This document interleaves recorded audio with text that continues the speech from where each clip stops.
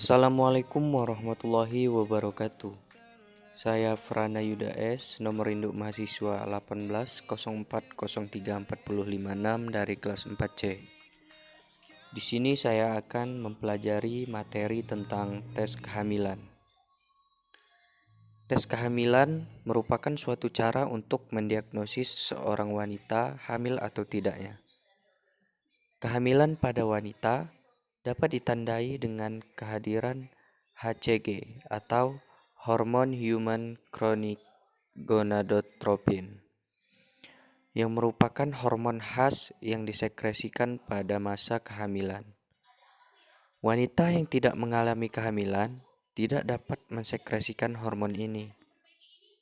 Hormon HCG dibentuk sekurang-kurangnya 7-10 hari sejak masa implantasi, yaitu masa di mana menempelnya sel telur yang telah dibuahi di uterus, yang kemudian hormon ini fungsinya untuk melindungi korpus luteum, yang merupakan suatu jaringan yang dapat melepaskan hormon eksogen dan progesteron.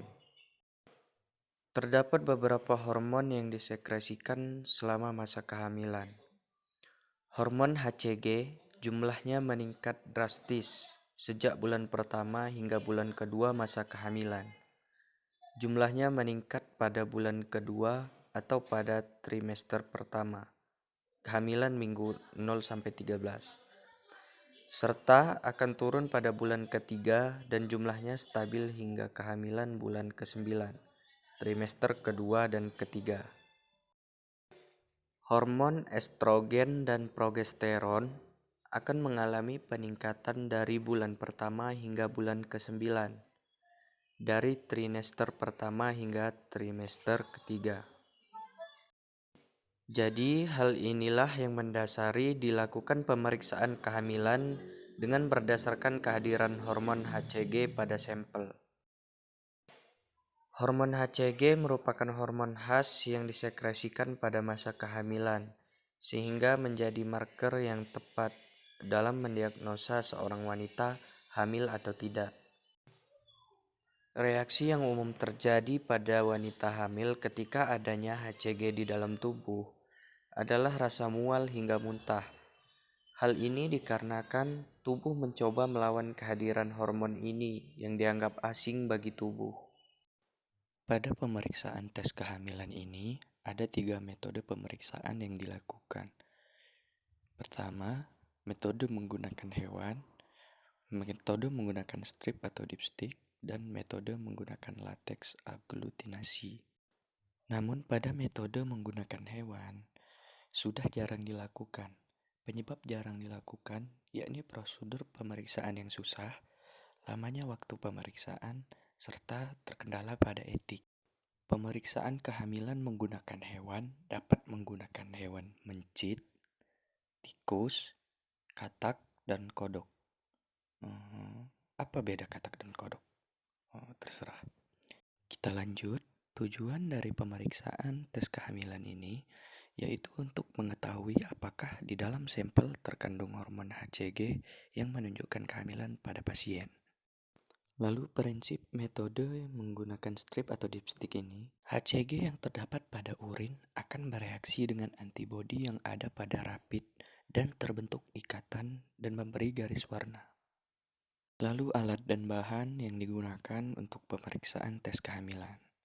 Untuk alat, menggunakan kit strip atau compact kehamilan dan pipet tetes. Pada praktikum ini menggunakan urin. Pemeriksaan strip ini terdiri dari 2 jenis, yaitu metode kit strip dengan dipstick.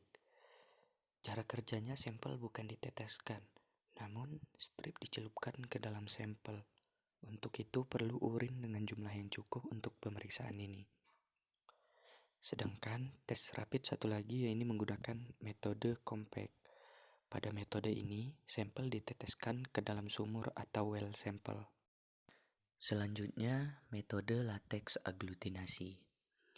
Metode lateks aglutinasi merupakan suatu metode pemeriksaan kehamilan yang banyak digunakan di laboratorium.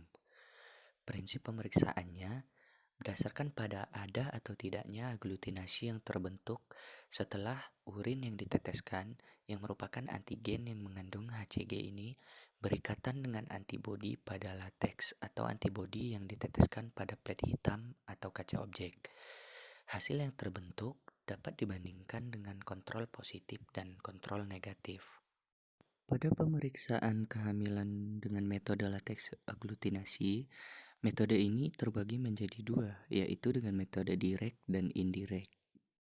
Untuk alat dan bahan yang digunakan pada metode lateks aglutinasi direct, ada kaca objek atau plet hitam, pipet tetes, batang pengaduk. Lalu bahan yang digunakan yaitu anti-HCG antibody dan urin.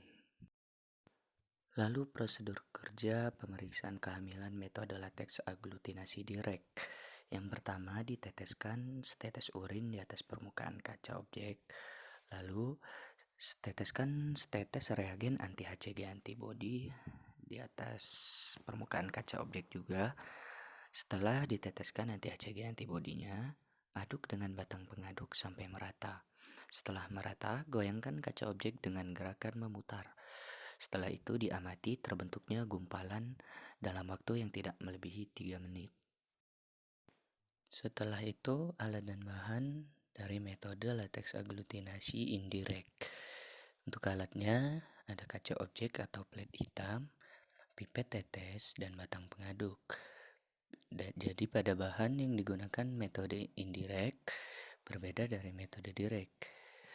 Untuk bahannya, antigen HCG yang lekatkan pada lateks dan anti-HCG antibody serta urin. Untuk prosedur kerjanya, teteskan 1 tetes urin pada permukaan objek gelas atau pada permukaan plet hitam, lalu diteteskan 1 tetes anti-BHCG. Setelah itu diteteskan 1 tetes antigen HCG yang dilekatkan pada lateks. Setelah itu aduk dengan batang pengaduk sampai merata. Lalu goyangkan permukaan gelas atau plet dengan gerakan memutar. Yang terakhir diamati adanya gumpalan yang terjadi dalam waktu yang tidak melebihi dari 3 menit. Berikut ini adalah contoh gambar yang terjadi aglutinasi dan non-aglutinasi. Jadi aglutinasi itu seperti gumpalan atau bercak-bercak yang tidak menyatu. Dapat kita lihat seperti yang ada pada gambar sebelah kiri.